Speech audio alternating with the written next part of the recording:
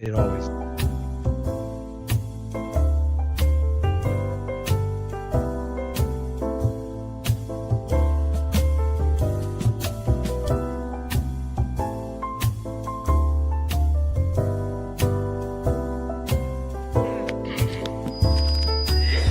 Folks, we have a very special guest for you tonight. Hello, we've been expecting you. This is not a test. Your government and corporate overlords have implemented new measures for your own health and safety. We are just following orders. Everything is going to be fine. I'd like to introduce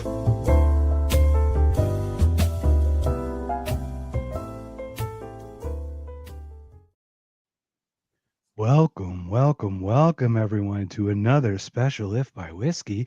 We have a special gentleman over here, but we've got Jason down there. So I'm going to hand it off to Jason. We'll get started and we'll get going. How you doing, buddy? Doing good today. How are you, man? Doing well. Introduce our excited guest, for this conversation. everyone cares about how we're doing. Personally, I know. Oh yeah, they all care. Wait till I tell you my story later today. It's going to be good. Yeah, man, we got a really cool guest today. I'm excited for this one. He is the co-host and producer. You got yourself a nice little producer credit on Haman Nature with Adam, who we had on a couple weeks ago, known as the Porcupine Hobo. I'm sure there's a story there. But welcome, Adam. I mean, welcome, Tyrone. I'm sorry, I said Adam. Please don't mistake me for that guy. Come on. I thought we were going to call Tyrone. Now we're going to call Adam. I should also say, clearly the brains of the operation over on Haman Nature, Tyrone. Absolutely. So, hey, I gotta say first before we begin, I gotta compliment you on your opening graphics and music and everything. So I do all of the editing, all the graphic design for Haman Nature. I am the brains behind the show. Adam just sits there and records. He doesn't know jack about computers. So I really appreciate when I see a really good graph like that. So nice job. All Jason. I give all the credit to Jason. We just had a couple ideas bounce back and forth, but then he's like, here, how about an astronaut playing piano? And I'm like, sounds good to me. Why not? Great. Great. Yeah, it's awesome. It's the best thing I've come across. So all right. So welcome, Tyrone. Thank you so much for inviting. First of all, thank you so much for inviting me. I'm really excited to I don't know if I'll call it notoriety or get a little recognition after doing the show with Adam for 2 years now. Almost 200 episodes. We're coming up on our 200 one here pretty quick. It's kind of nice to be the one getting interviewed. Like this is a kind of a new experience for me. You're only the second show I've ever been invited on, so I really appreciate it, guys. But we love your voice. We love ideas. So yeah, bring it. That's what we're here for. We saw you on a couple, and that's the thing is like you're this producer. And you have this vision that you probably see it differently than Adam, but it complements Adam, so it works well. Like Jason and I have this weird kind of puzzle piece thing where his strengths like over. Yeah, it's that blue puzzle piece for the autism awareness. You guys know that one? Yeah. Okay, exactly. Nice. The perfect. That's exactly what it should be. It's a puzzle piece for the libertarians. Yeah, Adam and I align pretty closely. Let's call it 90% on our libertarian philosophy. But as libertarians, it's impossible. It's against our nature to agree on 100% everything. So it's those little differences where we have the most interesting conversations, I think. So, but hey, we are disagreeable by nature. So it's like one of those things where we're sitting here on Twitter and there's this like argument back and forth. He goes, "What are you trying? Oh, you're not going to upset me. Sounds like you got a problem." I'm like, we're just disagreeable, man. That's how we are. I don't know what your problem is. All right. So before we begin, I know the shtick is we've got to have a drink of whiskey, right? But I'm going to let you guys decide which one I'm going to do for our toast here. Okay. Ooh, so I brought four selections. All right. For you to tell me which one to do. I'm going to see if the camera can pick this up. Hopefully I'm cracking up a new Oban. This is the Buchanan's Deluxe Blended Scotch Whiskey, 12 years. Very nice. Okay. All right. This is a Jim Beam, age 7 years. Okay. Ooh, very nice. This is just a straight up Glenlivet 12 year. Okay. And then this one, I haven't tried yet. I'm a little scared to try. So maybe this has to be the one, but it's a Glenmorangie. It's a Tale of Cake limited edition. It's Highland single malt Scotch whiskey that has been finished in Tokaji dessert wine casks. And it's supposed to have like a birthday cake sort of flavor to it or something. I don't know. So I think it's got to be that one. It's got to be that one. It's All gotta right, be the cake. I It's gotta figured be as the much. birthday cake, man. Yeah. I've got a right. brand Happy new bottle birthday. of Oban 14, by the way, my single malt right here. Very I made nice. it. I manifested it at the Costco. I All shared right. that story Let me last get week. my glass. Are you guys ice, water, or straight up guys? Straight up, my friend. But Neat. look, man, put a Usually. symbol in. I'm okay with that. I'm a little water guy. Yeah, it does Or open it up. man. little It does ice, open it maybe up. a drop of water. I used to work for a company that supplied ingredients to breweries, distilleries. So I'm very familiar with like all the ingredients, the process for making it. So I'm a little bit of a snob when it comes to this stuff, I guess I will admit. All I right. like it. It looked Right. like you have it. You guys So are we right. had it there. You'll have to describe that one to us, or I'll just come get some. Where'd you say? Where are you from? I'm in Minnesota, so come on over, Oh. man. All right, Minnesota. We're both let's in do it. Arizona, so that's a bit of Oh, you're in a drive. Arizona? All right. Yeah. I have a brother Yeah, that lives sure, in Arizona. Minnesota. We're gonna go up there to Minnesota and have ourselves some scotch. All right. Well, it is time. We've waited long enough. The people are aching for it. It's time for the Aching. moment that sends the lizard people running back to the sewers. It scrambles the CIA's spy network, and it confuses the AI overlords and alters our base reality. It's our very own whiskey rebellion, known only as the Simulation Sip. All you need is a cup, a mug, a flask, a goblet, a horn, or an ancient alien thermos filled with any beverage Big Pharma hasn't recalled yet. Could be coffee, tea, ivermectin smoothies, even whiskey. Dealer's choice. Join us now as we raise our glasses together, and maybe we can wake up one more NPC. Cheers.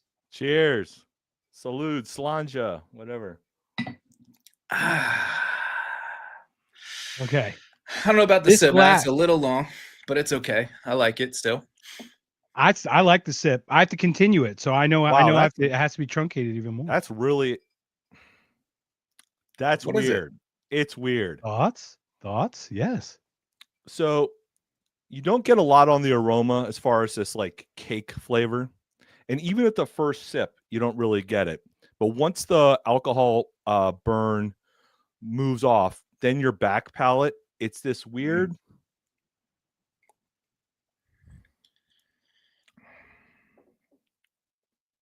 I wouldn't call it cake exactly, but there's definitely like some kind of sweet dessert type of thing to it. It's very interesting. It's got like a long aftertaste, like a long finish. Oh, with the super dessert long. in the back. end. Huge finish. And I'm a trying huge to- long finish guy. I'm a Red Zin guy. I'm a nerd. So this is in Tokaji. That's not what your girlfriend said. This is in Tokaji dessert wine casks that was finished in, and Tokaji is obviously a brewery or a distillery in Japan, or a winery. And I lived in Japan for a couple of years, so it reminds me of this Japanese dessert. I mean, I'm sure you guys have all had mochi before, right? So that's probably the closest thing I can compare it to. It's Okay.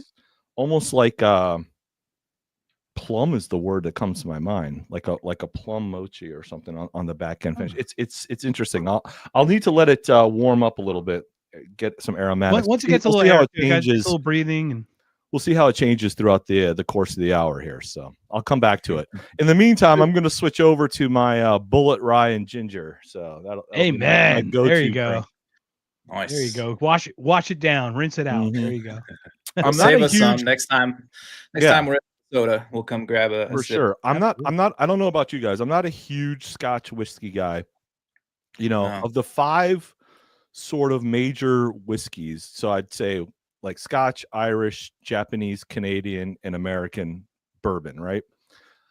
To me, those are broadly speaking the 5 big categories. I'm really a bourbon guy. I'm an American bourbon guy at heart, but that would be my number one choice. But anyway, I don't know. Yeah, about Mark's you guys. always got a Scotch, which I can respect. I respect it. But yeah, I'm definitely a bourbon, and I've been really into rye lately. Just Oh the yeah, rye rye. spice. 100%. Bullet rye, I think, is just like for the price point, Mm-hmm. it's like the best value that I think you can get. But that's a good. Anyway, I mean, I'm happy to talk whiskey all night, guys, if you want. Yeah, it's funny because we're called If by Whiskey, and we don't ever talk about whiskey. It's one of the things we don't talk about. So I like it. I enjoy it. Yeah, it's good. It's good. But anyway, Mr. Porcupine Hobo, yes, sir. Tell us about the name. Why? I'm guessing porcupine is a reference to libertarianism. Right. Exactly. That's exactly why a right. hobo. What's going on there? So you think about a hobo is just a guy that sort of doesn't have a home, right? He sort of travels from place to place, never quite fits in and everywhere. So I've told the story before, and you know, happy to repeat it here. But I grew up a second generation libertarian, so I'm kind of a little bit of a weird, at least for my generation. I'm a Gen Xer, and so there were very few, you know, maybe 6 libertarians in the whole country in the 70s and 80s, right? But my dad was one too, but he was like weird. My dad was like a weird libertarian. He had the New Order book and the Triangle book and all that stuff. He donated to Ron Paul. I was born in 74. You have an interesting birth date. We'll talk about that, obviously. But we're very close in age and all that. So we have very parallel. I've never met another libertarian who was actually raised by a libertarian, but my dad was. Well, my dad's just a kook. He's not a libertarian. Yeah. Oh, okay. So my dad was a full-on tomato. We grew up in a suburb of Washington D.C. So I was right in the heart of politics. So it was right in your face all the time. And my dad was one of the founding members, I guess you call it, of the Libertarian Party of Maryland. So I mean, he was into it. He had books on the shelf, and you know, I think every son kind of wants to be their father in some way, right? But even so, because my sister is not this way at all. I was a mindful child. I was always sort of a deep thinker. I was into poetry a lot, and even at a young age, philosophy really interested me. And I think my dad recognized that. And I would just ask him questions, or he would I would learn libertarianism sort of by osmosis, maybe. And as I got older, I'd say maybe around 14 years old, 15 years old, he started taking me to libertarian conventions. Now, the joke I like to tell is a convention back then, if you got 6 dudes to show up in some guy's living room, that was a success, man. Let me tell you. That's like a World Series of Poker event in the 70s. You had like 8 people, and it's like the final table was the final table. Like the table was the final table. Just one table. I know exactly. Hey, back when Stu Unger ruled the roost, that guy was the best poker player of all time.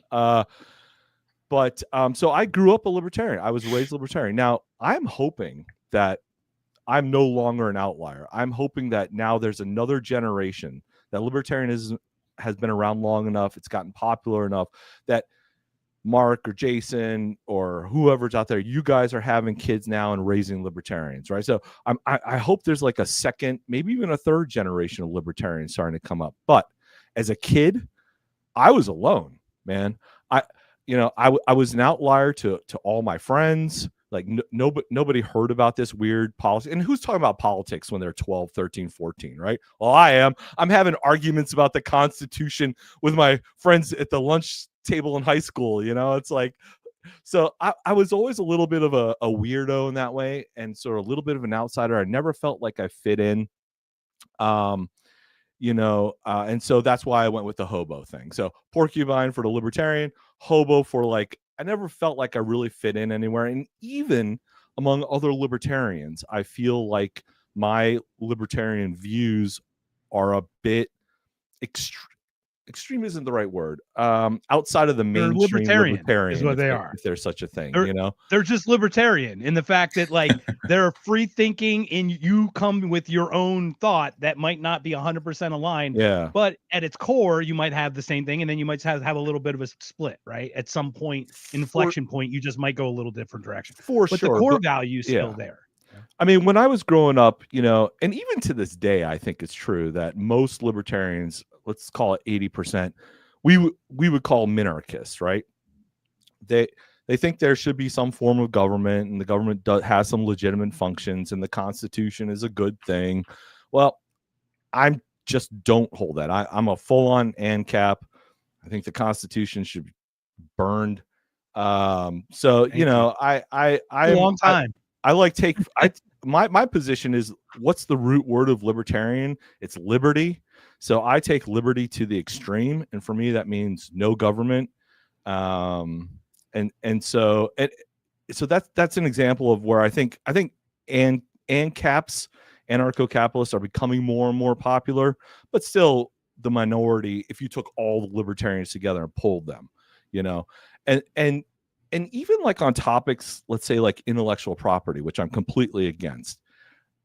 Most libertarians, that's a foreign concept to them. I remember a few years ago, I used to help run the Minnesota State Libertarian Party's convention. And I remember talking to the vice chair of the party, the vice chair. And I don't know how we got on the topic. How do you ever get on any of these topics? But we're talking about intellectual property. And I said something like, I don't believe in intellectual property. And he looked at me like, what?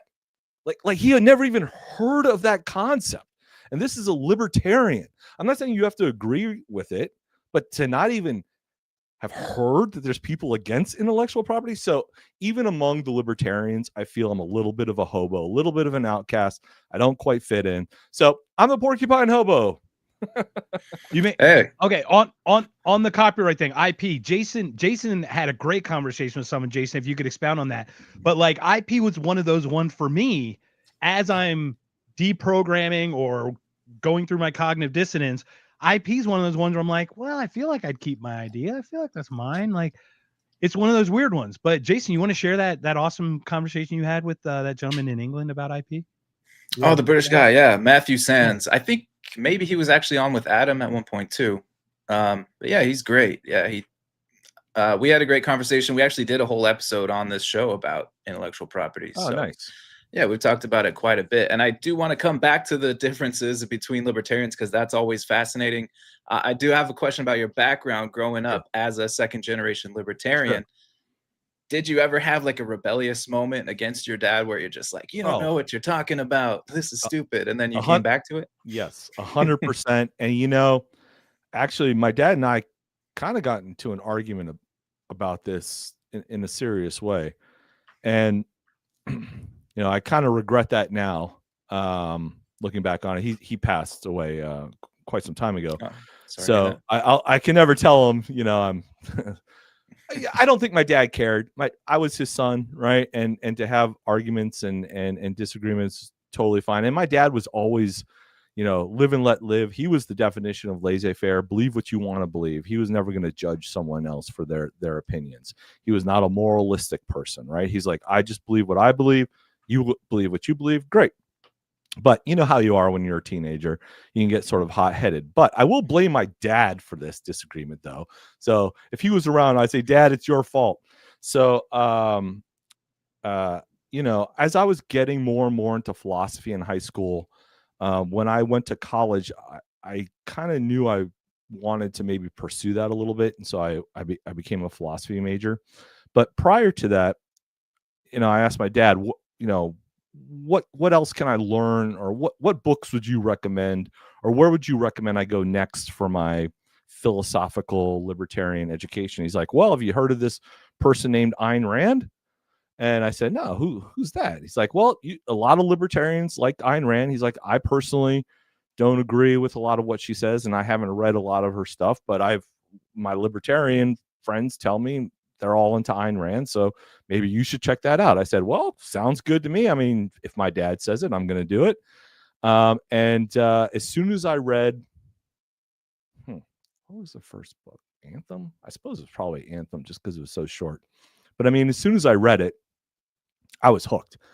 And I devoured everything. I mean, everything. I subscribed to newsletters. I even went to a convention once for objectivism. I bought like the DVDs and the CD lectures. I even got like Leonard Peikoff's lecture series on tape or something. I mean, cassette tape, like I devoured, and I went hardcore objectivist. And when the Iraq War II came around, this would have been the George W. Bush one. The objectivists were all pro, let's go invade and kick the ass of the Iraqis and the Iranians, and let's just go destroy them all because Western civilization is right and everybody else is wrong, and fuck them. And so my dad and I kind of had an argument about this because he was anti-war all the way. He was against it. He was like, this is not going to clarify, well. Though, he was more anti-interventionist. It's not like he was as much anti-war. He just didn't want you to intervene, right? Well, sure. I mean, he wasn't a pacifist. I mean, if you're invaded, you have a right to self-defense. Obviously, that's what I mean. Like, yeah. I want to clarify. Like, a lot of these people think that we're just a bunch of pussy pushovers that are just like, oh, we just want peace. None of us feel that way. Step on our private property and find out. Like, that's like one of the things that people just don't know. It's like, you think we're just handing out flowers and singing Kumbaya. That is far from it. We just don't want to step on your throat, but we'll be damned if you try to step on ours. I never got any flowers at a convention, I gotta say. So Mark, that's an interesting statement. I'll just finish the story real quick. It's not that terribly interesting. Anyway, the objectivists at the time, led by was Yaron Brook leading the ARI back then, or was it still Peacock? Doesn't matter. The argument from the objectivists was, look, because the objectivists have an objective view of morality, right? So they believe there is an objective right and wrong. So they say that the argument is this: good is always justified in destroying evil. You don't have to destroy evil. Otherwise, that would make you a slave. You would have to go do it. And that means you wouldn't be free.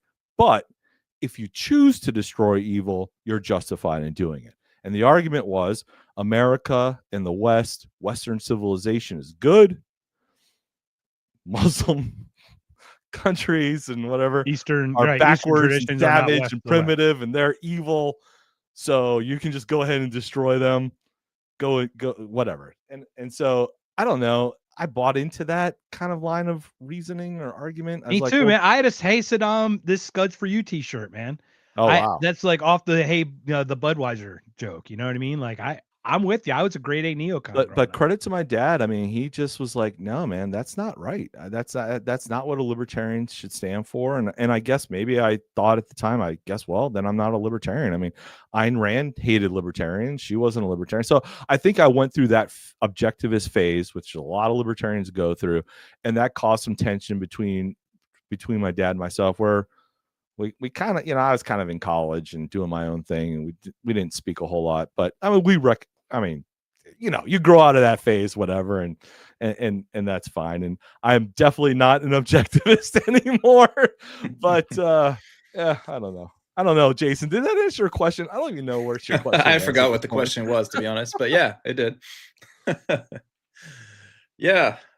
Whenever I think of a hobo, I always think of a stick with the bandana tied on the end. Yes. I don't know why. It's like that is like the hobo. If you're not having a stick and a bandana, you're not a hobo. I'm just saying. That is the personal logo. Yeah, that's a personal logo I use. I guess I don't have it up on screen here. I'm just using the Haman Nature logo. But yeah, when I do the porcupine hobo stuff, I've got a silhouette of a walking porcupine with a stick in a bag.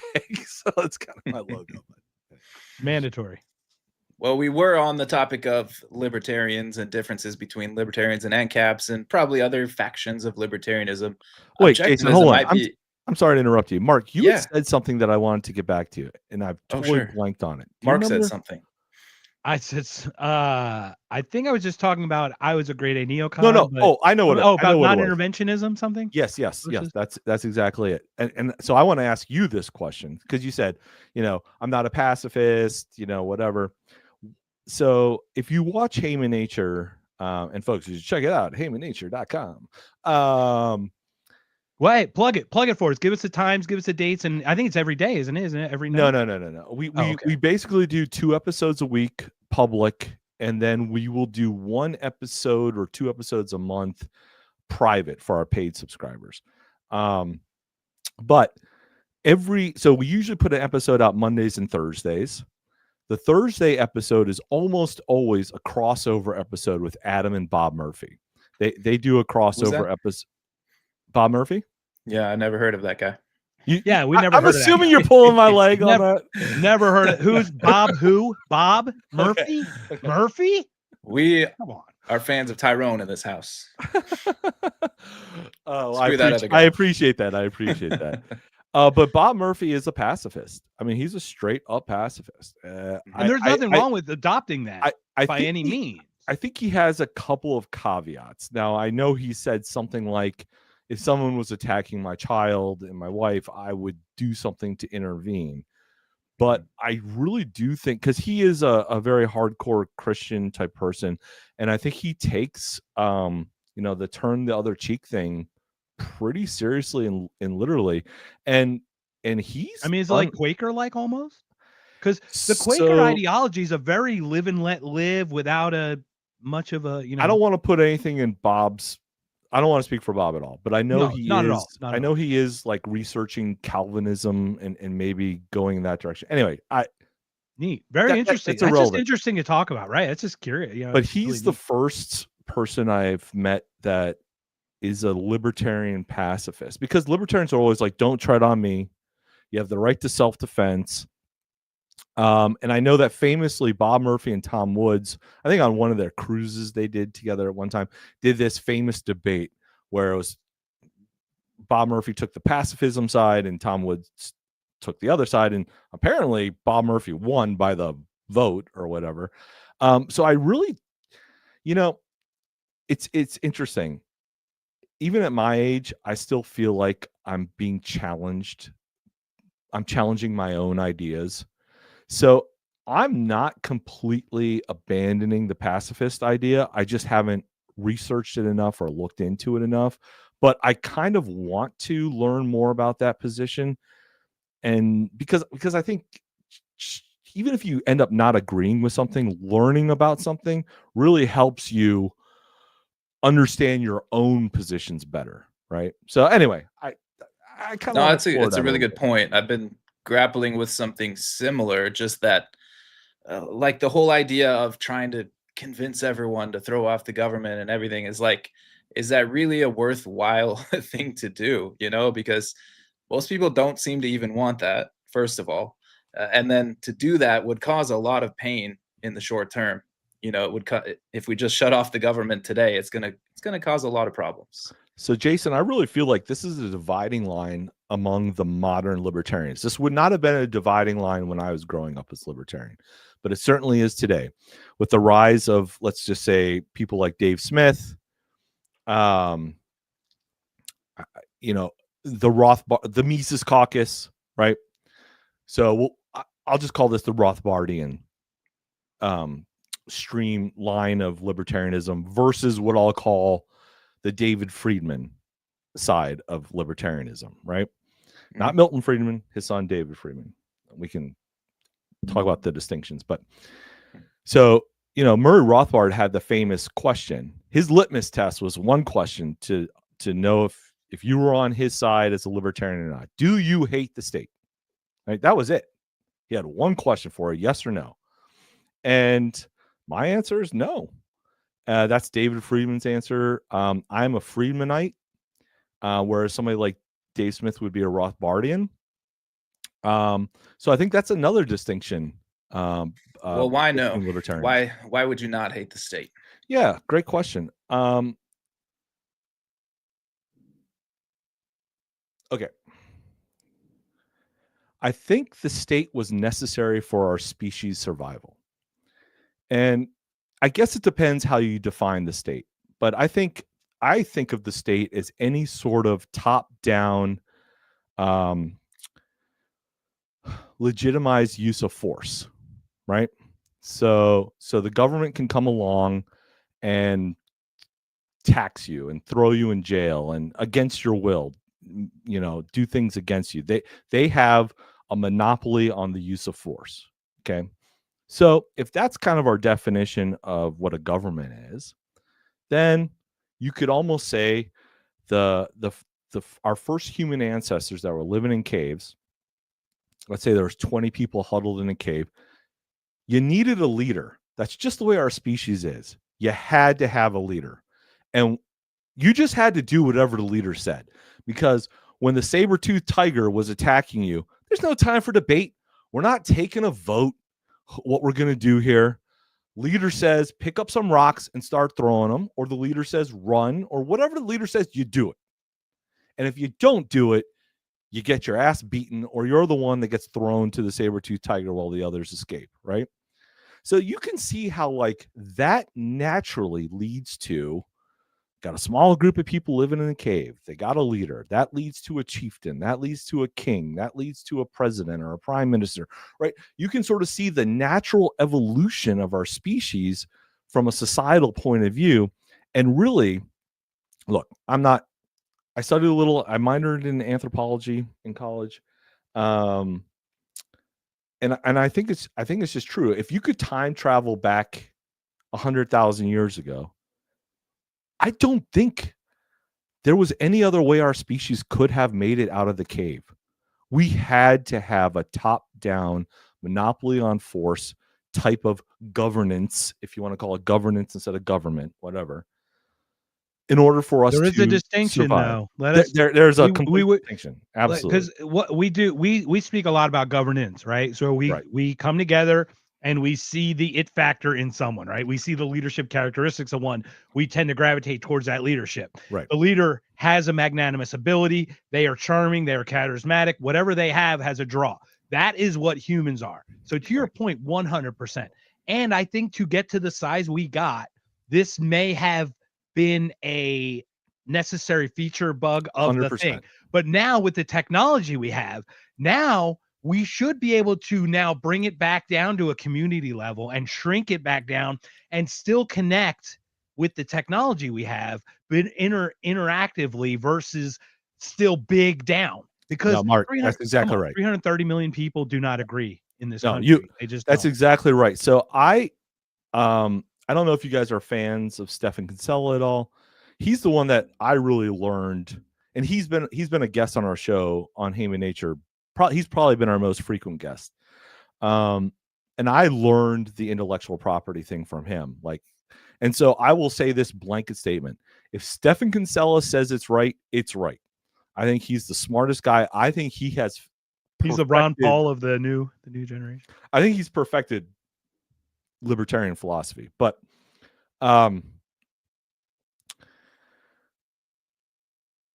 you know how you just lose your train of thought sometimes? Maybe you just happens all have another the time. drink. I do that at least 3 times a show. Oh no, we're talking about subsidiarity and technology, the technology, allowing us back to shrink thing. To to the community. So Stephan Kinsella says, look, and David Friedman has a similar argument. Let me say David Friedman's first. David Friedman says, look, the government was necessary to get us to where we are today. Look, if all we wanted to do was live in small hunter-gatherer tribes like the Yanomamo still do in the Brazilian rainforest, fine. If that's all you want, cool. Live your life like that. It's not a difficult life. It's pretty leisurely, actually. But if you want a society that has computers and spaceships and other things, it probably is the fact that just the way our species evolved, we had to go down the road of government. So the government got us out of the cave, and anarcho-capitalism is going to get us to Star Trek. But there's going to be a pivot point, and I think we're getting close to that pivot point. And what Stephan Kinsella says is there's no book, there's no podcast, there's no lecture series of libertarians that's gonna make that happen. So sorry guys, I love doing podcasts and talking about libertarianism. I think it's awesome. But this one's different. This one might actually do it. Right. Well, the whiskey one definitely for sure. Just get everybody. Look, we drunk. know how to do it right, though. We know libertarian the right way. I mean, they haven't tried it the right way yet. Just like, but Mark, the key is technology. So imagine this, and again, I'm paraphrasing Stephan Kinsella here. Imagine we get to a point, technologically wise, where inside your house is a robot. Okay, the robot, if you break your leg, can perform surgery. If somebody tries to break in your house can throw up a force field and defend yourself. You want food, you hit a button on your Star Trek replicator thingy, and out comes the steak dinner. Your house has like a little nuclear fusion reactor in the basement that powers everything, right? you have a transporter, so you can teleport anywhere in the world instantaneously. So you don't need roads or the government to do any of that stuff. It's technology that will wither away the state, because at one day you'll just wake up and say, what am I paying taxes for? Like, what do I even need what do I need the police for? What do I need the fire department for? What do I need any of these things for? And it will just wither away, because technology will make it so, as Jean-Luc Picard would say. So really technology is the key. And it's just a matter of getting there. And I don't know if we can get there, though. That's what I'm black-pilled about. I'm kind of a black pill guy. I don't know, guys, where you stand. White pill, black pill. I'd love to hear your thoughts, Jason. Put that thing up again for free, because we got to tell Tyrone about this game show. Yeah, too. Free says maybe a podcast won't do it, as in spread anarcho-capitalism across the world, but a game show might. I love it. You win anarcho-capitalism. You win anarcho-capitalism.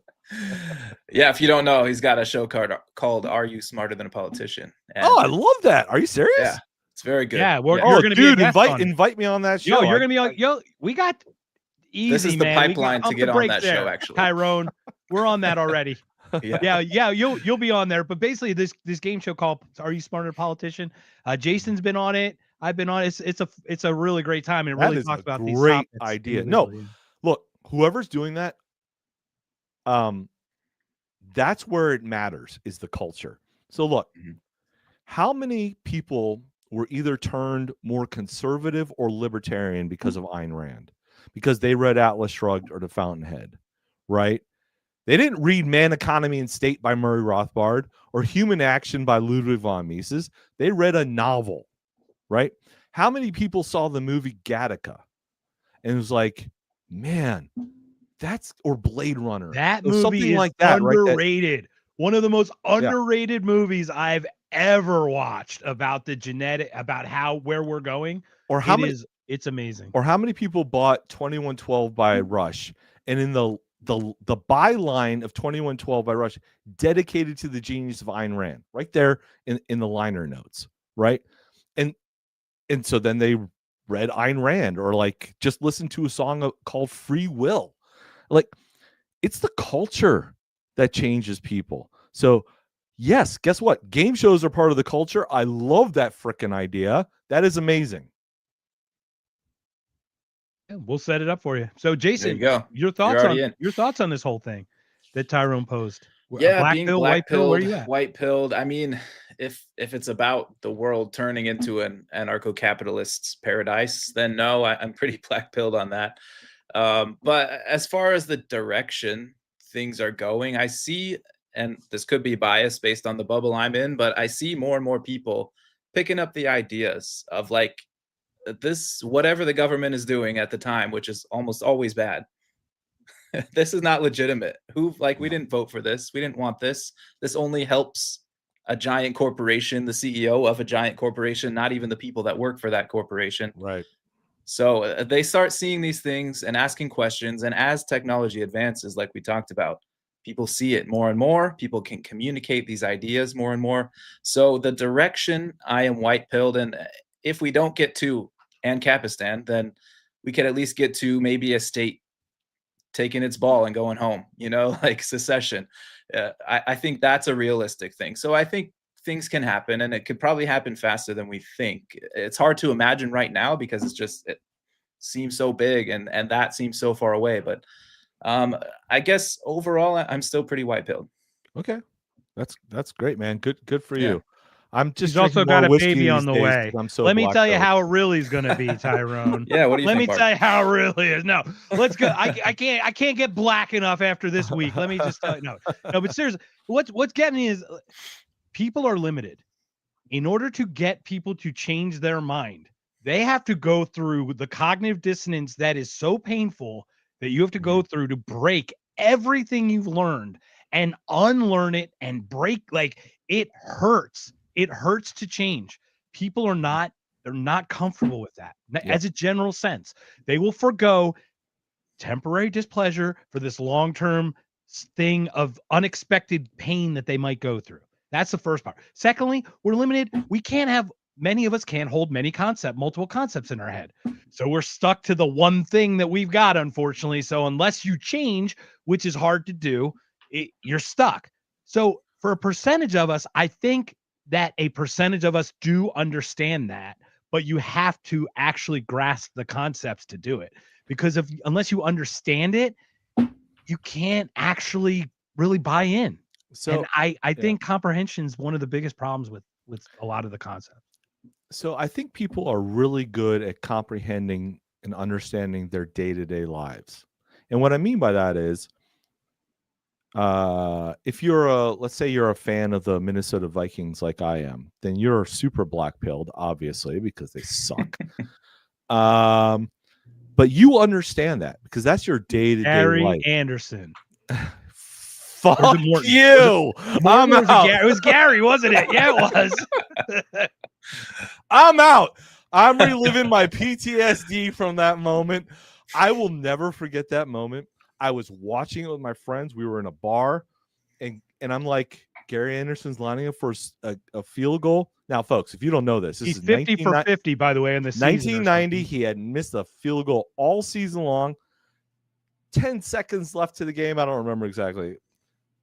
Just kick a field goal. We're going to the Super Bowl. I looked at my wife and I said, we're going to the Super Bowl. Okay. So back to reality. How'd that turn out for you? Black pill got bigger. I wonder if there's actually a correlation between your sports fandom and your overall black pilledness. There probably is. There probably is. They lost a game. I'm from Philadelphia. You want to talk about black pill sports? All I'm saying is people understand their day-to-day lives. They understand the concepts of their day-to-day lives because they live it. They experience it. Highfalutin philosophy and political concepts, people don't have the time for that. You got to put food on the table. You got to cook dinner. You're not reading a philosophy book, but what you might do is you might turn on a game show. You might watch a movie. You might listen to a song. And these are all things everyone can comprehend instantaneously because we've comprehended those things our whole lives.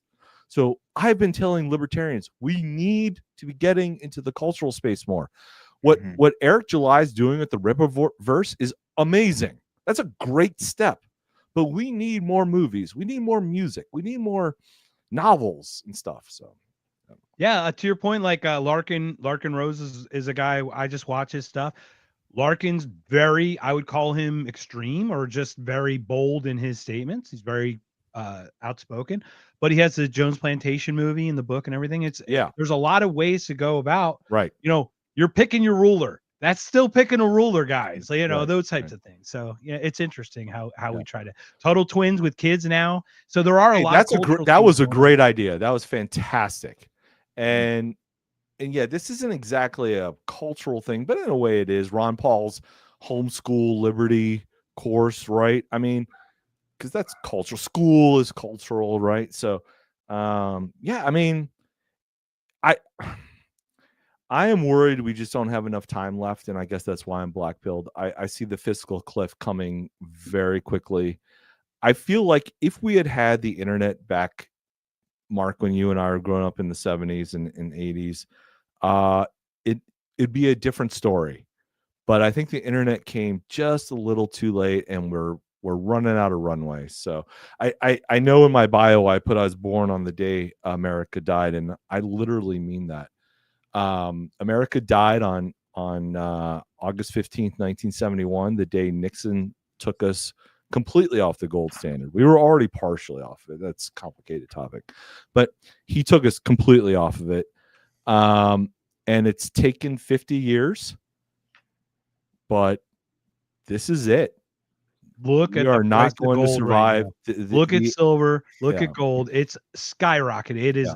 It's scary because it's telling us how bad it is around us. Yeah, that price is the reflection of how unstable the actual economy is. That's what's scary about that. Do you guys consider yourselves Misesians, economically speaking, or not?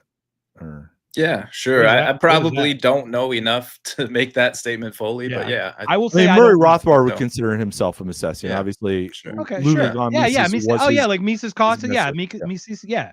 Just on the topic that you were talking about, like people they know what's in their Gold day-to-day backs right lives. Nice. Yeah, Mises wrote in his book Socialism that something like people have a much easier time picking what kind of beer they want to buy at the store rather than any high-level philosophical topic. I'm paraphrasing it. He said it much better.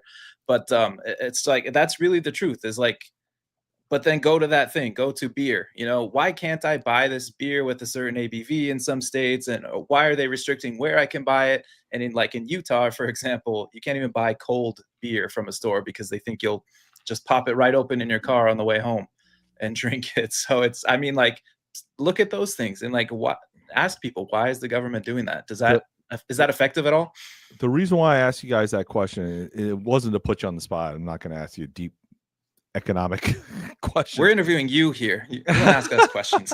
No, you see, I flip it. No, it's because Misesians are famous for not being able to give any predictions, right? So the Misesians will say, hey, look, there's a business cycle theory. If the government lowers interest rates, that's going to create a boom, which will eventually create a bust cycle. But we can't tell you when that boom will end and when the bust will happen. It could happen this year. It could happen 10 years from now. So the example, the thing that pisses me off, and I'm 100% Misesian. Don't get me wrong. I think they're absolutely right on every economic principle. But it is annoying that they're so bad at making any predictions. So guys, let me ask you a question. If I came to you and I said, hey guys, I just found out there's a comet, a meteor that's heading towards Earth, and it's going to hit Earth and it's going to wipe out all of society unless we build a gigantic spaceship. You know, Bruce Willis, Ben Affleck, we got to get them all, man. Fly them to the asteroid and blow it up. But I mean, this thing's going to cost. I'm up for sending Ben Affleck to space. I have no issue with that. This thing's going to cost $100 gazillion. We're going to have to nationalize everything, confiscate all the wealth in the entire world to build this thing. But it's our only hope for survival. I mean, in that situation, Ayn Rand would tell you in an emergency situation, the moral thing to do is to do whatever it takes to end the emergency. So even as a libertarian, I could get on board with nationalizing everything, confiscating everything, maybe even forcing people to do some labor to build the thing. Because it's like, damn, we're all going to die if we don't stop this comet. And you're like, okay, yeah, begrudgingly, that sucks, but we got to do it. And then you ask me a question. You say, well, when is this? How much time do we have? When's this meteor coming? I say, 1,000 years from now. You tell me to go fuck off. You say, get bent. Let the generations in the future take care of it, right? So if you can't make predictions on when things are going to happen, I'm not saying it's useless, but it's kind of useless. So to tell me that, it opens up the door for things to happen almost self-fulfilling in a way, right? Yeah. It just allows softness for other things to corrupt it in a way. If you can't come with a solid. If there's always an emergency coming, it justifies you to do anything. So it's like the fiscal cliff. We're going off of the cliff. The financial crisis. We got to do something. Okay, when's it going to happen? I don't know. Sometime. Well, dude, I got to take my kids to the soccer game and do this. Like, you want me to drop everything because we're going to hit a fiscal cliff? So the reason why I went on that whole rant and bring that a whole up is because I am going to make a prediction for you guys and for all your audience members. 2032, the entire economic system collapses. Why 2032? And don't take my word for it. You heard of a guy named Walter Williams? Okay. He's possibly one of the greatest, I would call him libertarian. He would not call himself that. Economists of all time. This must have been in the 90s he made this prediction. But but he's so smart. He knew all the math. He saw all the figures. He knew what was happening. He's like, in 2032, Social Security runs out. And you know what? Just about 6 months ago, the Social Security Administration acknowledged that exact date. They said it's 2032. Maybe we could stretch it to 2033. That's it. There's no more money for Social Security. It's over. When those checks stop going out, what do you think's going to fucking happen? The whole thing's coming down. It's over. So that's why I'm so black-pilled. So I'm going to make a prediction, because Misesians are terrible at making predictions. But guys, hold on to your hats. I hope you got some supplies or whatever. But about 7 years from now, it's not looking good. That's when Trump will end his 4th presidential term. So yeah, that's right. Because I heard it's Trump 2032. Didn't you know it was going to be Trump? I heard he was a king. I heard he was a king. He'll start his next term. Now he'll probably be dead by then. There's always a way out of this stuff. There's always a way out. But again, Mark, it goes back to our technology conversation. The reason why 2032 is the date, it's because that's when all the baby boomers retire. Like that, they're starting to go now, but by 2032, that's it. They are all retired, and they're all going to be pulling on it. But suppose you didn't have to pay Social Security because we were able to develop some sort of technology to extend people's lives, right?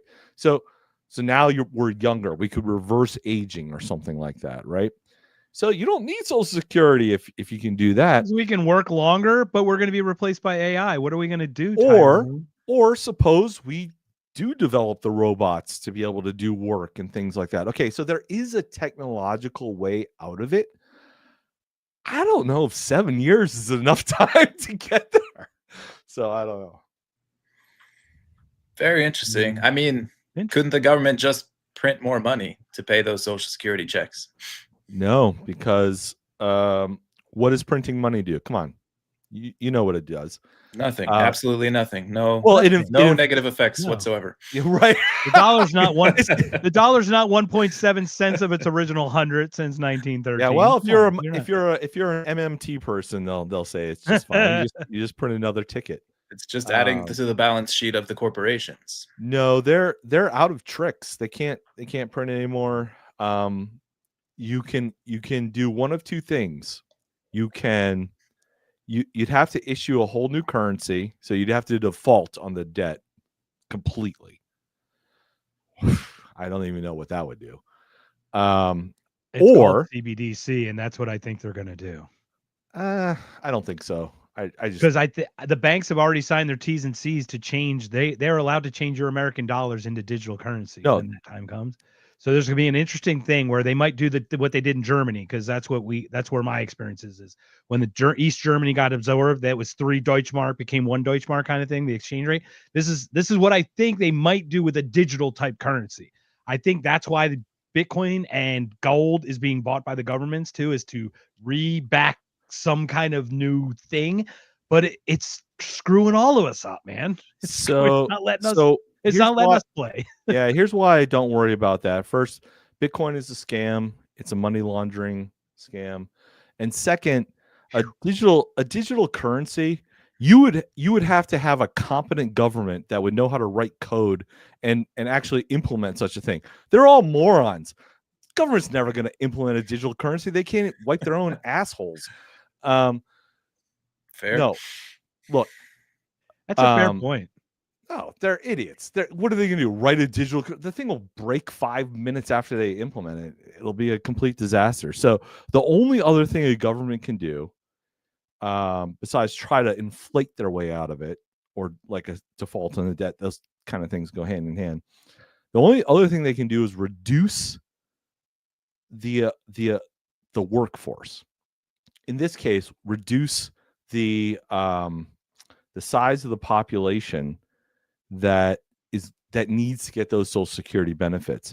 So reduce the size of the population. Yeah, what you're saying. Yeah. So now you're talking crazy. You could have stopped right there, and we would have just bookended that and be good. So this was Franklin Roosevelt's solution to the Great Depression. a lot of people say World War II got us out of the Great Depression, whatever. Yeah, it did in a way. And you know how they did it?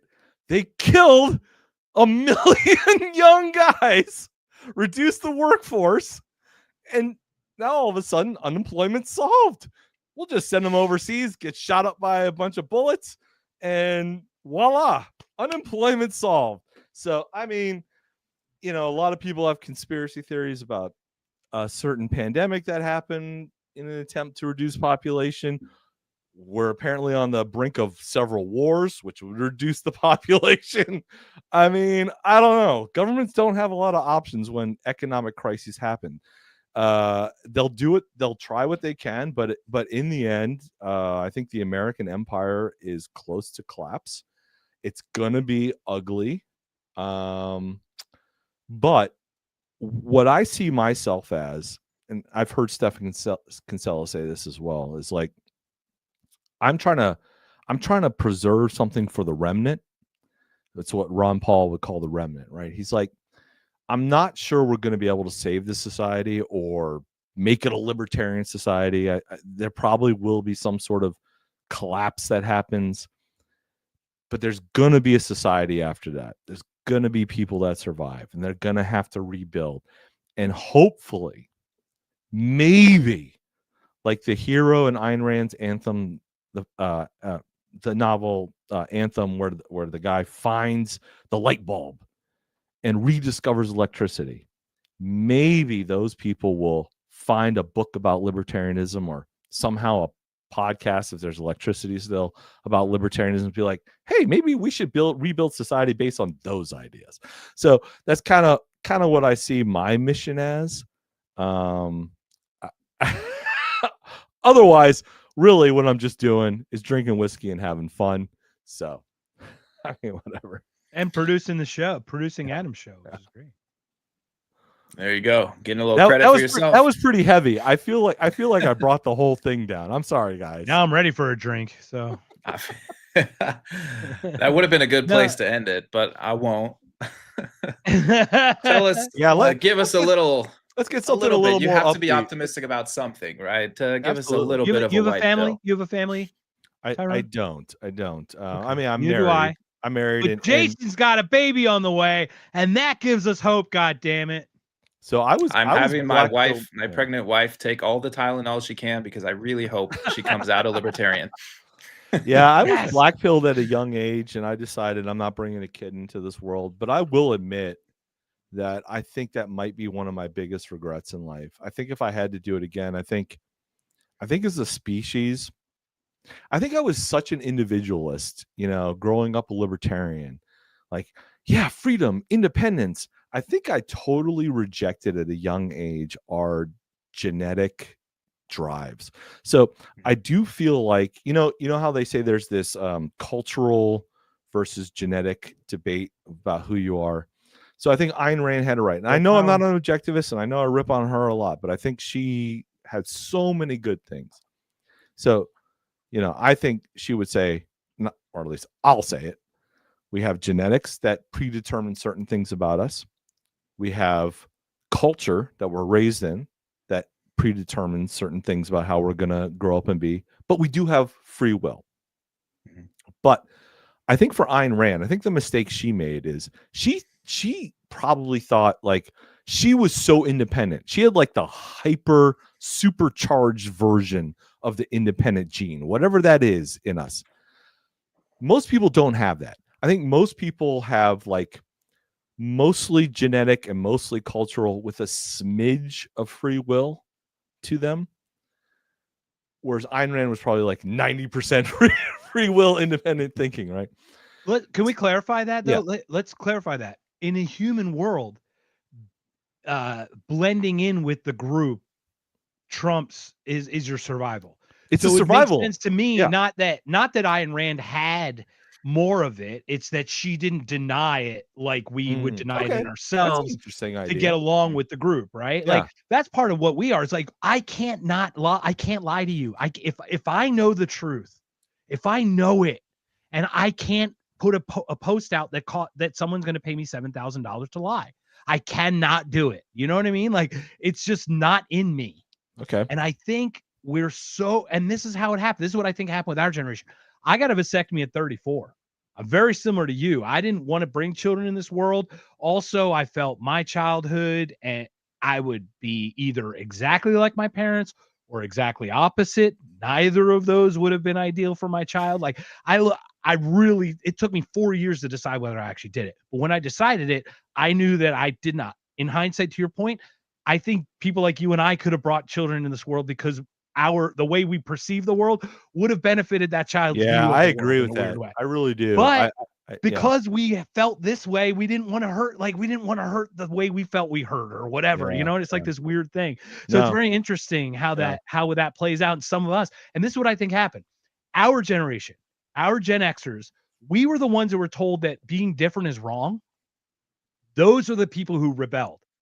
Those are the ones who hijacked other Gen X kids and turned them trans and turn these other ideology things because they're like, I will break your children because you tried to break me as a child. Oh, interesting. And it's this weird, resentful, like continual thing, almost like a cycle in a way that I'm seeing. And it's like, we should have the grace to accept people for being different and showing that there's a generally good way to live that will generally get you further, but also being different is not the worst, but also be careful in how, but also accept it. It's like this weird thing that it's either all right, all wrong, or all accepted. And neither of those two solutions ever work. There has to be a balance. Yeah, that's a lot of butts in your statement there, Mark. And like Sir Mix-a-Lot said, that's all I got. Big butts. I like big butts, man. I got a lot of butts. Yeah, I cannot lie. Well, Tyrone, we're coming up on an hour here. Anything else you'd like to mention or plug while you're here? Well, let me sip this weird cake one again. Hold on. Let me see if I can give you guys an update on the flavor profile. Maybe they can sponsor us. Man, that's just weird. I'll have to think about how to describe that. I don't know. I feel like I said some stuff. I'm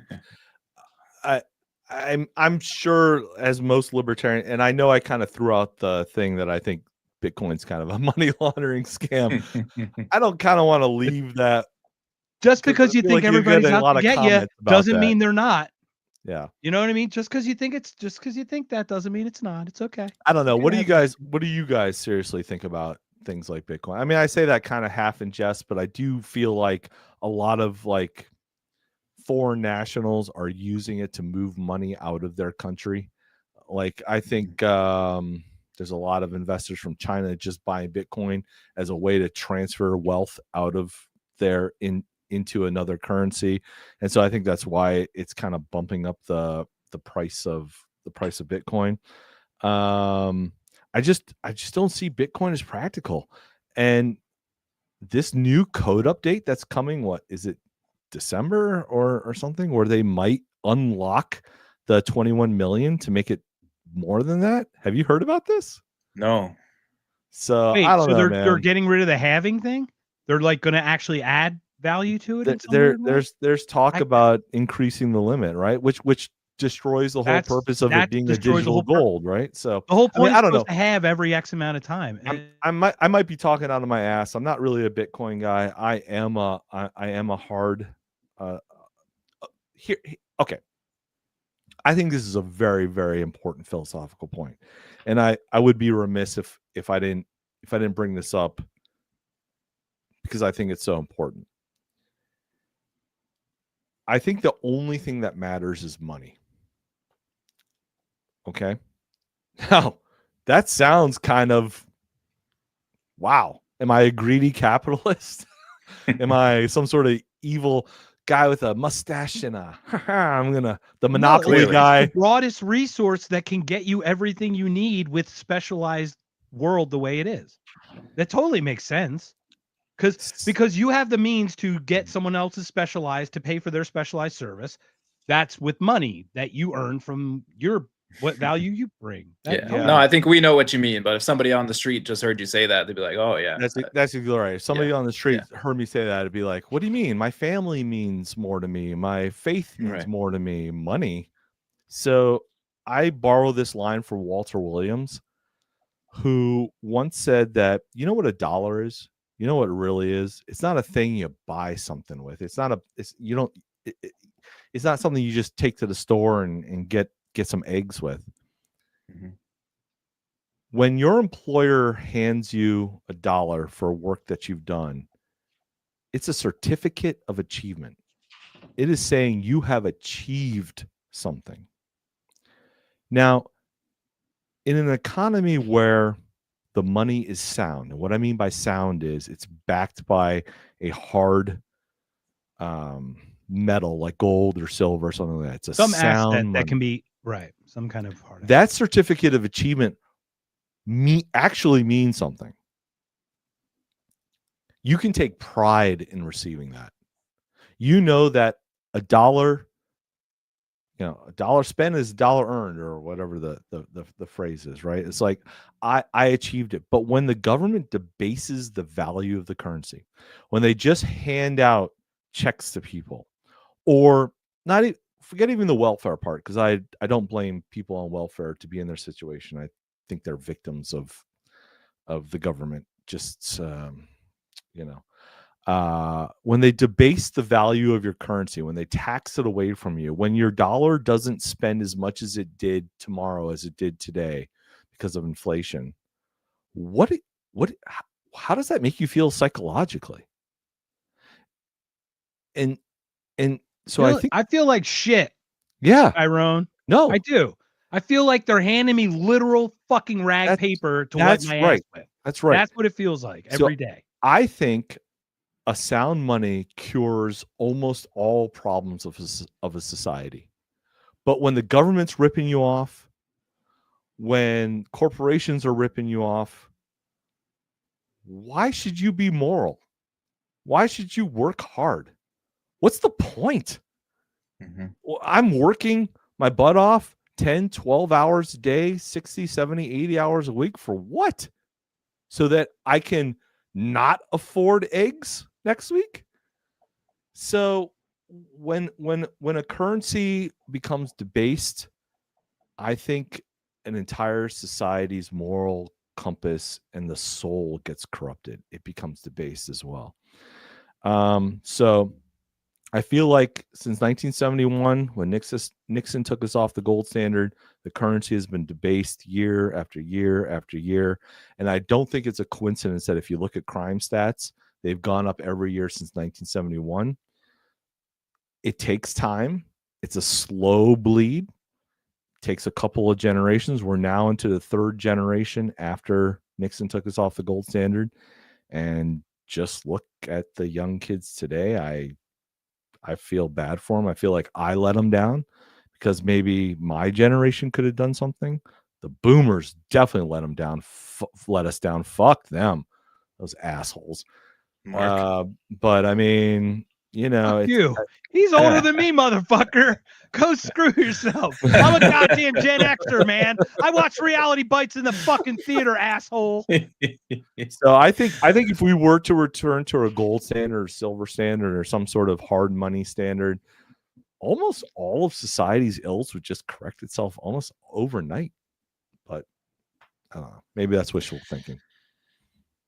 Yeah, I think probably not overnight, but I get your point. Like, it would slowly start to correct if we got a sound money, because everything you said is absolutely right. It's corrupted everything because it is, it's not just, hey, I'm getting wealthy here. It's part of every transaction, right? Everything we do, it's the store of value. It's the store of energy that you put into the work. And when that's corrupted, like you said, it just kills your soul. It turns us all into liars. Because I'm handing over corrupt money in what should be an honest transaction. And yet I know this thing that I'm holding, this dollar bill, is junk. I don't know. Anyway. Oh, faith, right? Yeah. Like, honestly, like, look, can we be, I mean, government kind of replaced religion in a faith way. When you could speak to government when people who are generally atheists, who are huge into government, they just replaced God with government. It's not that different to look at it from that perspective, but it is interesting to see how humans have this, to your point, kind of weird need to have some faith. So like we need to recognize where we're limited in our biology or where we are, how we view the world so that we can navigate it better. But if we deny some natural things in our side of ourselves, like women being women, right? Then it really screws a lot of the other things up as well. It destabilizes the culture. Yeah, so I am an atheist, and I think that's why objectivism was so appealing to me at first, because here's this person that says she's developed an objective morality without having to have an appeal to God, right? And so I think I kind of bought into that, and I've finally come around to the idea that no, there's no such thing as objective morality. So I think there is still, just FYI. Maybe we could talk about that. Okay, so this is the dividing line between me and Adam on the show. Okay, Adam is a natural rights libertarian, so he's very much a Rothbardian in that sense, and I am a consequentialist libertarian, so I'm a David Friedman type person, right? So my view is morality is bullshit. It's just shit we make up as human beings. It's just what kind of society do you want to live in? Okay, decide what you want to live in, and then choose the policies and organizational structures that get you to that end state. So for me, I want to live in a society where people are prosperous, they're happy, they're wealthy, they're wise, they live for 300 years. Based on everything I've studied, anarcho-capitalism is the way to get there. So that's why I'm an anarcho-capitalist libertarian, because I think that's the best path to get to that healthy, happy society that I want. But if I don't want to live in a healthy, happy society, suppose I want to live in a miserable, depressed, decrepit society, okay, that's your choice. You would choose a completely different path. And I would say, fine, that's your choice. It's not right. It's not wrong. I'm not right. I'm not wrong. We just have different preferences. So for me, all of morality is just preferences. You choose your preferences. And let me give you an example of what I mean by that. Suppose you want to become a firefighter. You just say, you know what? I decided for my own life, I just want to be a firefighter. That's what I want to do with my life. Great. What are you going to do? I'm going to go to nursing school. I look at you and I say, that's immoral, because it doesn't achieve the consequences that you want. You should go to firefighter school instead. Should. See how I use the word should? So for me, morality is based on the consequences that you choose, but the consequences are arbitrary. If you want to be a firefighter, great. If you want to be a nurse, great. If you want to be happy, prosperous, living in a loving society, you should choose anarcho-capitalism. If you want to be depressed and miserable and poor and dying of diseases, you should choose socialism and communism. I mean, just go for it if that's what you want. And that's the way I approach it with people. That's the way I approach the arguments at the Thanksgiving Day dinner table with my cousins and stuff. Forget the arguments about morality and we're getting in fights. I always start my conversations with, well, look, I know we kind of seem like we disagree, but I want to live in a society that's healthy, prosperous, people are wise and happy. That's kind of the world I want to live in. Well, who the hell disagrees with that? So I tell libertarians this all the time. Argue from 100. Argue from the positive. Start with a positive premise. Lay out the vision of the world that you see first. And then when people nod their head and say, yeah, that's what I want too, then you just say, well, look, here's my idea of how we get there. And then you can have a real conversation, because in their mind, they want to get to the same place, but they're just thinking, well, a government program here, a tax here, that's probably the best way to get there, right? They're not being evil about it. They just have a different idea of how to get to that vision of the happy society. So I think that's why, Mark, I'm not an objectivist moralist. I'm a consequentialist in the David Friedman sense. I get it. Yeah. I mean, this is the thing, is like, honestly, it's so easy to talk about like what our goals are and what we want.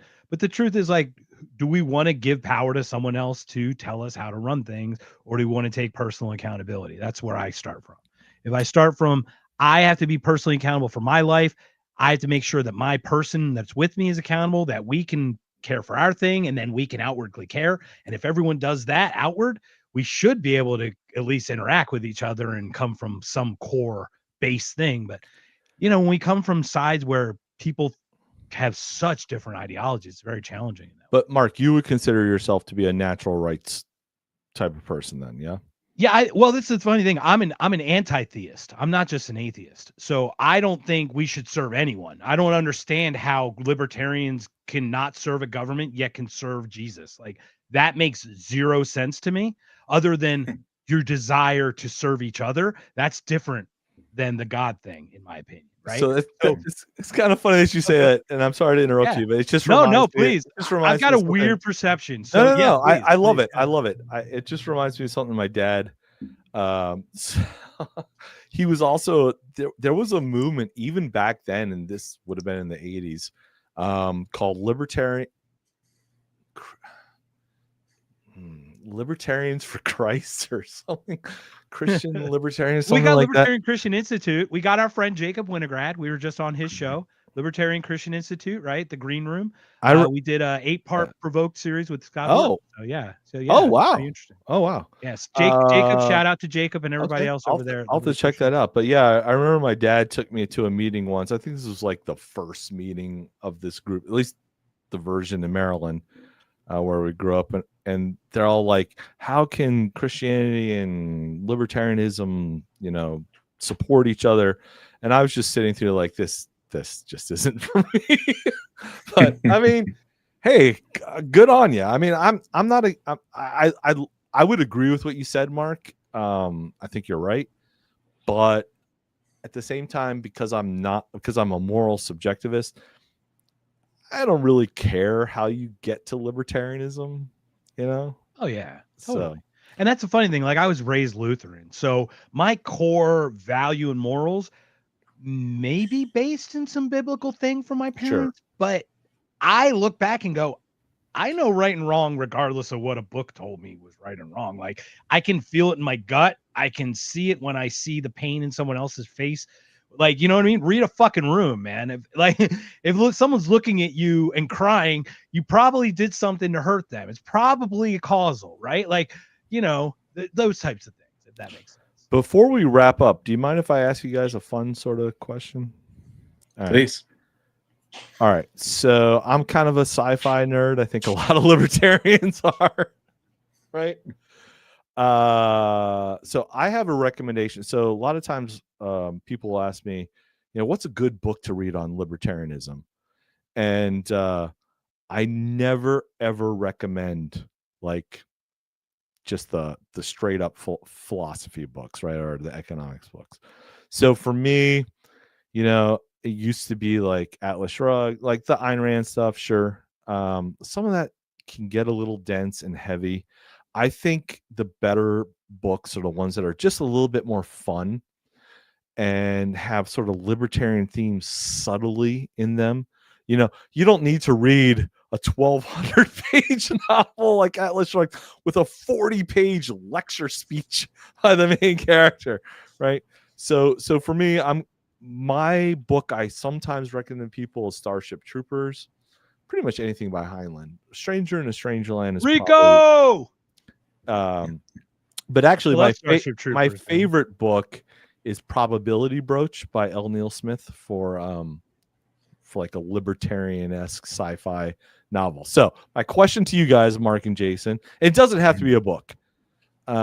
If somebody came up to you and said, hey, what would you recommend I read or watch a movie or listen to a song? What would be your choice? Joyson, I'll start with you. Oh, I'm terrible at these. Mark, please go first. You're on mute, dude. Can't hear you. I know. You almost made it the whole time without. I know. I almost didn't screw up this time. God. So, first of all, sci-fi wise, anything by Philip K. Dick, I will recommend. Sure. So you get me Minority Report, The Bureau. What's the one with Matt Damon? That was an underrated movie, by the way. Yeah. Dark City or something like that. You get me all these other. Philip K. Dick is a genius. He puts He puts a love story in with like he puts the human aspect in with the technical. No, 100%. He's great at that. That is one of the most amazing writers. Obviously, The Matrix is one of the ones that you have to look at in a general sense. But what's surprising? Except they fucked up the sequels, so it's like, right. On, man. And the Wachowski brothers stole the idea off a black woman sisters, who wrote it in the right? 80s or something, 1980. She sued them and won. So like we have to be very careful. But literature-wise, like that, those things. But when it comes to this, very short read, 2 things: Hazlitt's Economy in one lesson, Economics in one lesson, of course. And it's funny because we kind of made fun of Haman talking about the economics in 3 lessons. we were joking about it. I know, because we're doing 3 lessons. Right. Boom, it's better than 1. 3 times the other better. Is Anatomy of the State, right? Like Anatomy of the State, it's short, it's easy to read. It's like, hey, look, this is what happens. This is causal. I mean, it's very easy to see that. Now, outside of that, I mean, there's just like I said, Matrix. Where do they think the red pill came from? Where did we get the pill idea? Literally, the Matrix, this whole Matrixian simulation theory thing has really taken off in the culture. I'd love to hear your thoughts about that as well. Yeah, the Matrix is huge. Yeah, I'm not like a big movie nerd or even literature. But like a mainstream one, The Hunger Games. You know, everyone's seen that. Everyone knows the theme of that. It's not specifically libertarian, I would say. But it's like, hey, there's this other group that's living way better than the rest of us, and they're living off of our suffering. So that's just like the basic idea that people should start to see and realize. That's all I can think of. And I think that stuff is so powerful because you can use it as a conversation point. You can use it as a reference point because everybody's watched that stuff, right? Yeah. So it's like if you can have some sort of knowledge to explain those things in more philosophical terms, it connects with people so much better. So yeah, I mean, Minority Report's the one that gets me the most, is because I think that's the one that's predictive crime. I mean, how much are we hearing? Oh, this person had 22 posts that were very negative.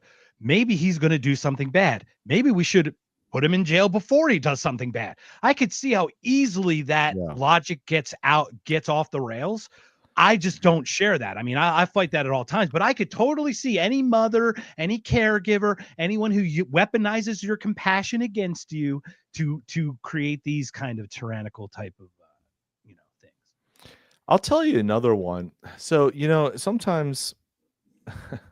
Is that what you had, Jason? Yeah, I just put that up. What is that? They used to give us pills. Now they give us pixels. From Paddled and Whacked. That's Brave New World, I would guess, right? Very similar. It has to be an Aldous Huxley reference, yeah. We thought 1984 or Brave New World. We got both. I don't know how the fuck we got both. Yeah, so I wouldn't recommend those today just because they're old, right? Yeah, they are dated. Although I will say Animal Farm is probably the one that blew me away the most. And because it's about animals, I still think that's a good one to recommend to people. But and it's simple, enough for people to understand very easily. That's the whole point. I mean, or Mark, you've probably seen Brazil, the Terry Gilliam movie with Robert De Niro. But again, we're talking 80s. So it's like, that's what I mean. When these things get like, that's why we need more modern references, right? The Matrix is over 20 years old now. It's like, well, that's the thing, to your point, the Tuttle Twins thing. Yeah. It's a kind of a new little thing that's really pointed towards children and really talks about these, in a weird way, to your point, those morality issues, right? That they so much talk. There's something with art as a whole, like when it's just too on the nose, though, when it's too directly. That's exactly right. This is libertarian. You must be libertarian. Then it just.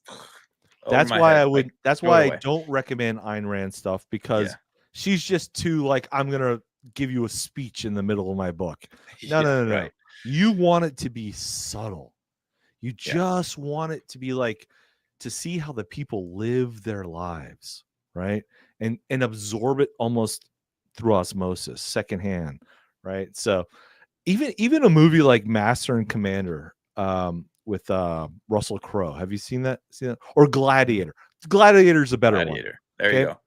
Now, that's not a great example of libertarianism or anarcho-capitalism, but it is an example of a guy standing up to the state, standing up to the government, right? Or Braveheart, right? Braveheart, right? Same sort of principle To an extent, right? right? Yeah. It's like and that one's even more explicit, freedom. Yeah. But it's like in history is littered with examples like that. Although I met a guy in a Japanese bar once. Okay, you guys mind if I go on this diversion story? Yeah. I love it. Yeah. So he was we'll do this. We'll let you share all your stuff. Yeah. he was from Scotland, and we were just sitting, probably drinking some Japanese bourbon whiskey, or not bourbon, just Japanese whiskey. It's probably some Suntory, and he and Braveheart just came out, so this would have been 95. I think I was in Japan, and I was like, man, I love that movie. Woo, freedom, revolution. And he's like, yeah, well, in Scotland, William Wallace is shit. He's like, we think he's like the side character.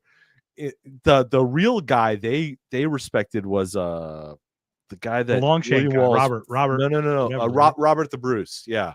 Robert the Bruce is the guy that the guy who ended up turning on him, right? Anyway, whatever. Sorry, that's a weird side thing. Anyway, I don't know. No, it's interesting because I heard the same thing this week about Braveheart, how we just hyper inflated his status or whatever, heroize him or whatever, idolize him. I think a lot of libertarians get stories wrong though. So I'm a big fan of Robin Hood. Now I know it's a completely fictional, not a real person. It probably I did some research on this. It probably represented a few different people conglomerated through myth and things like that. And as a libertarian, we should be against Robin Hood because he steals. He does steal, right? He steals private property and distributes it, until you come around to a different view and understand that it was a tyrannical government he was stealing from. He wasn't stealing from the people. He was stealing from the kings and the princes. Those who stole from others. Exactly. That's exactly right. So but we can justify that though. Like, doesn't that allow it? Like, if we don't have a principle, don't steal. I'm once again, this is just open conversation, right? I don't even know my thoughts on this, but if we don't have a principle, don't steal, then we can justify any theft at any point because we can eventually justify. Yeah, and that's the problem. So, like, right? we should have that principle, right? No, that's the problem, because, and this is the problem I have with some of the modern libertarians. Is, did you guys watch the recent Dave Smith episode? Is probably a few episodes ago where he was like, Jimmy Kimmel is part of the regime, so fuck him. He should be censored. Yes. Okay? About speech, about actually censoring him because he is part of the regime, which I actually am a huge Dave Smith fan. I vehemently deny that. I let that person speak himself into the grave. I don't give a shit. So that's not my job. About 4 or 5 years ago, we actually brought Dave Smith in to speak at the Minnesota Libertarian Convention, and he gave a great speech. Met him, cool guy. Love Dave Smith. I love him. So the fact that he has an opinion that I slightly disagree with is no knock on him, right? I think he's just exploring some ideas, although I do fear he's starting to lean away from libertarianism, but we'll see where that goes. Mm-hmm. I don't know if you can deny it with the circles he goes in and the people he comes across, because he's probably saying libertarianism isn't enough. He probably goes, these forces are just so strong. You know what I mean? It's got, I can't imagine. Yeah. So I feel how you play that in your head, I feel the same way about Tom Luongo, who I used to respect a lot, but I don't know what's happened to him, man, but he's like, anybody against Thomas Massey and Rand Paul, you're just not thinking right.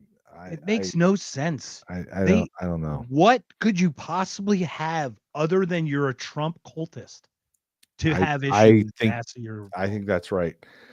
The reason why I brought that up, what was the reason why I brought that up? What were we talking about? This goddamn cake whiskey, fucking A. That Shit. cake's too fucking good. Well, guys, while we're in a lull here, give us all your socials, Tyrone. I know it's been a long night. God, I feel like I had a really good point. God damn it. You All did right, let's have try to get back. Well, Let's try to get back. back. Dave's been having just- people on his show. Yeah, He's been Dave, talking yeah, about Dave things on, that are real good leading guy. him from libertarianism.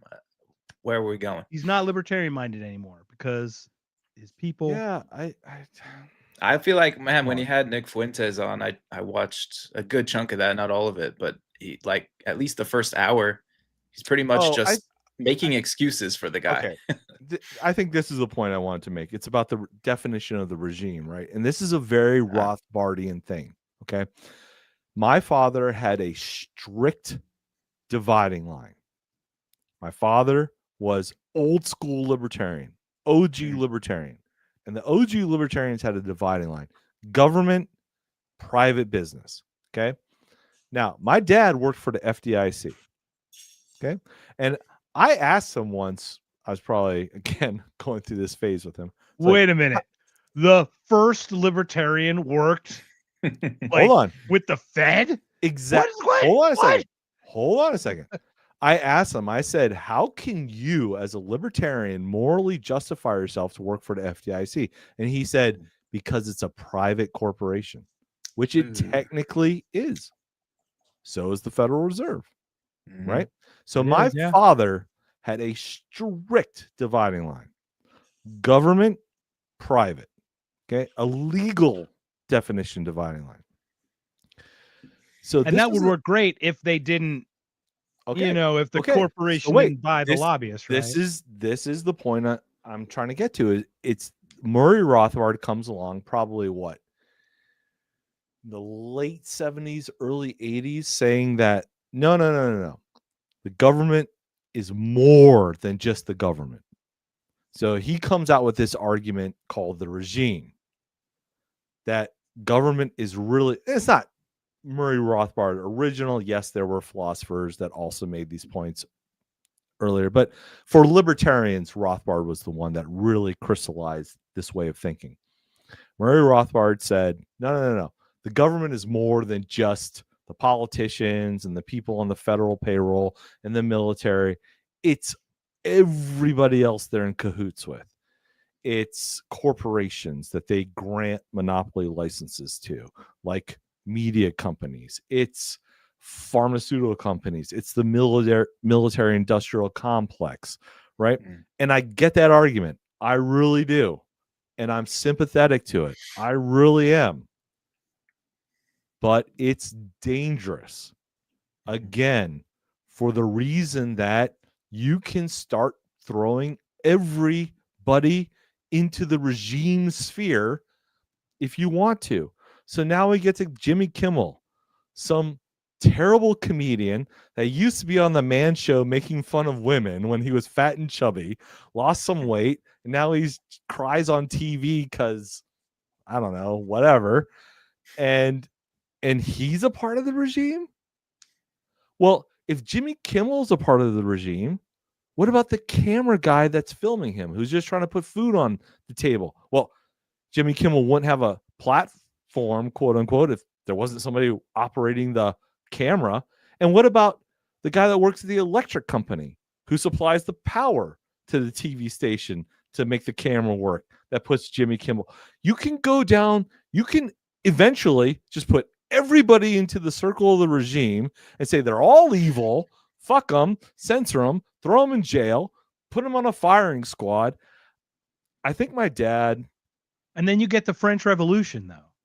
Yeah. Right? Like, that's that what you get want? with that. That's no, that's exactly the problem, right? Is unchecked. Do you want France? Completely unchecked. This is how you get France. I think my dad was right. The more and more I think about it, because I did go down the Rothbardian view for a while.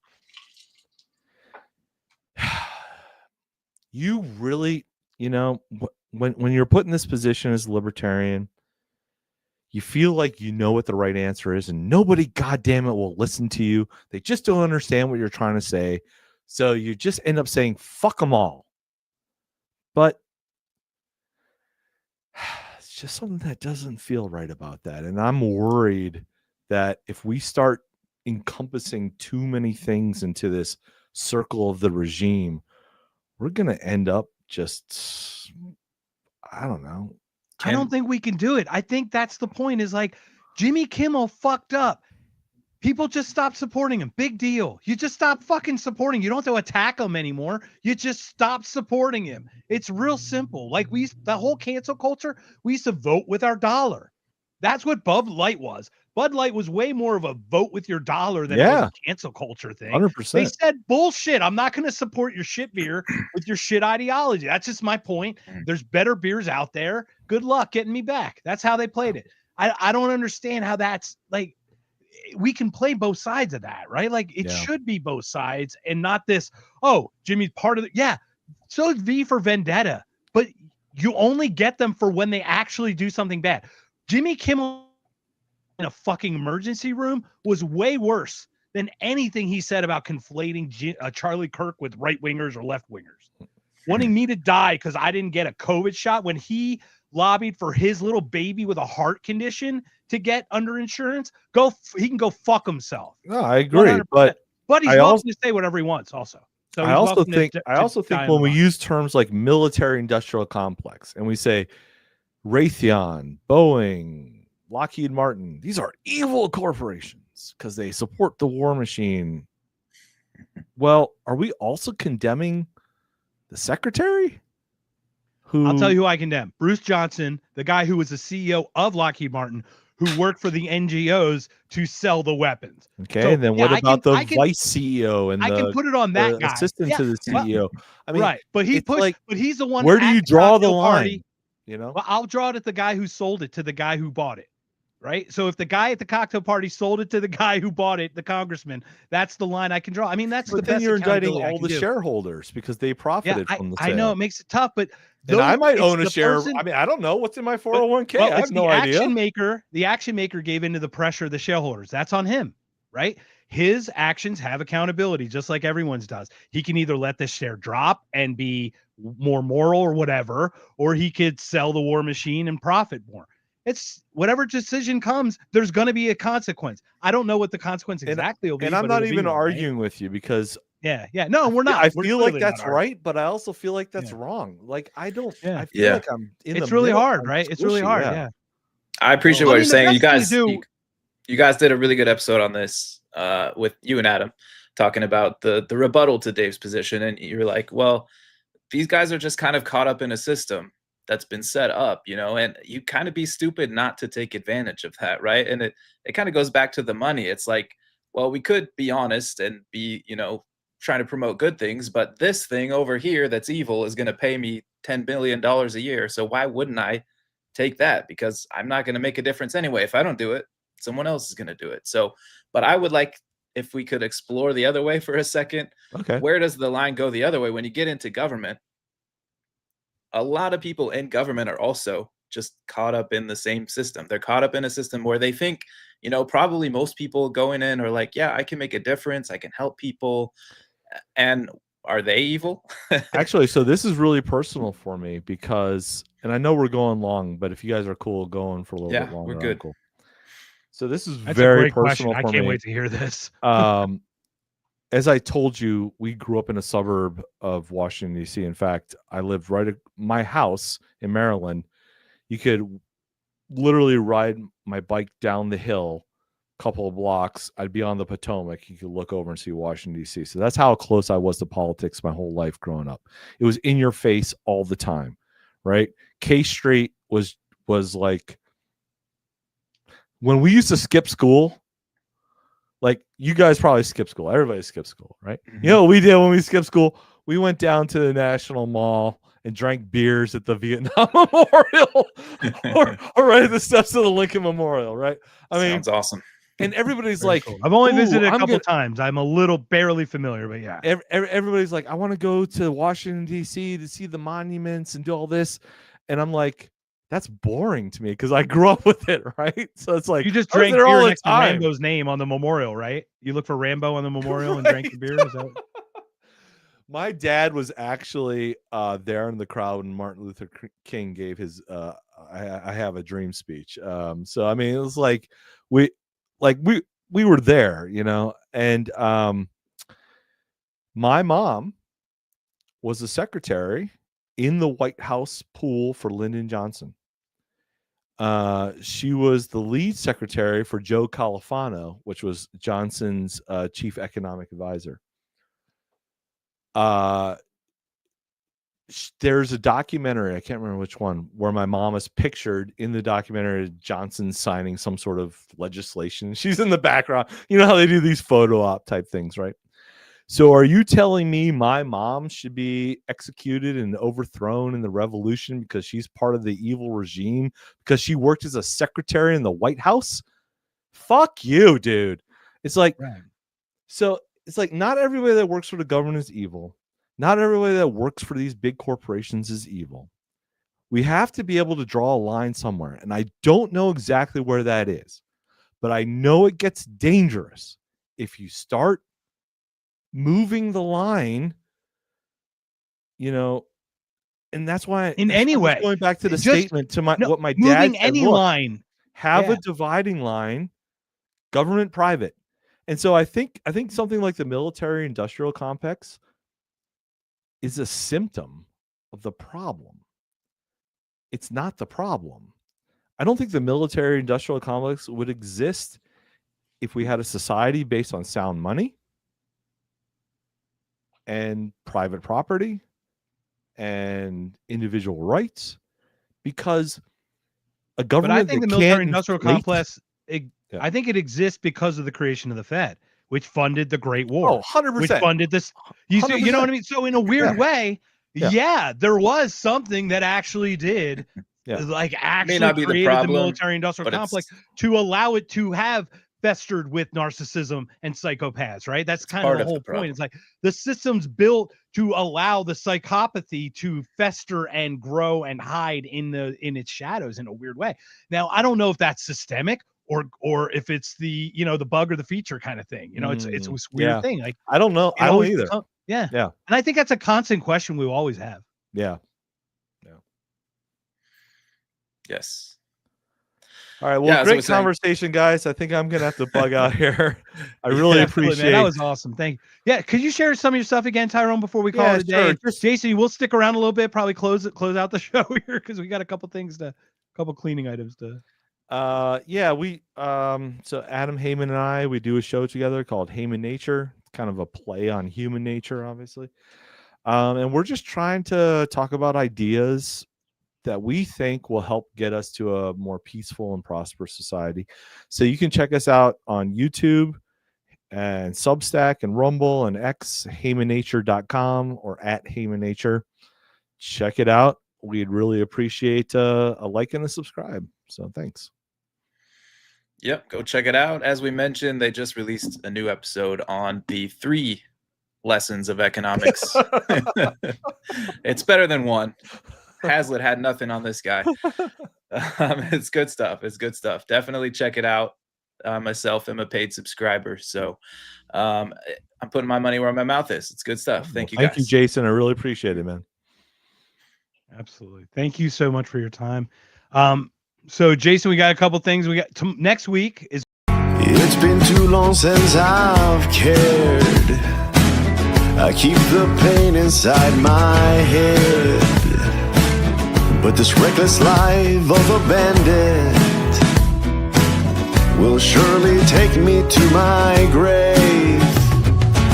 I've got my iron and my 6 string. I'm gonna ride into the